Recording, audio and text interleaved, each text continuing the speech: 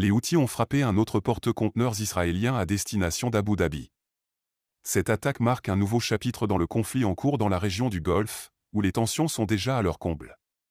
Selon les rapports émanant de l'UCTMO, l'organisation commerciale britannique spécialisée dans la surveillance maritime, les Houthis intensifient leurs attaques, visant désormais quotidiennement les navires qui naviguent à proximité de leur territoire contrôlé.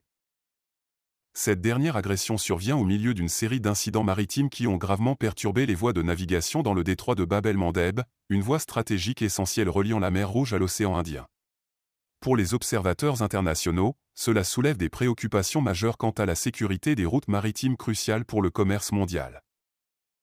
Les détails de l'attaque indiquent une sophistication croissante dans les tactiques des Houthis, qui semblent désormais capables de cibler des navires avec une précision inquiétante.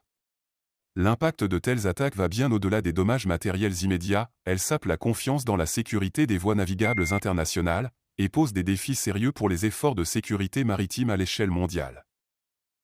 Pour comprendre l'importance de cette dernière escalade, il est crucial de contextualiser le conflit complexe qui oppose les Houthis, soutenus par l'Iran, aux forces internationales et locales, y compris les États du Golfe et leurs alliés occidentaux.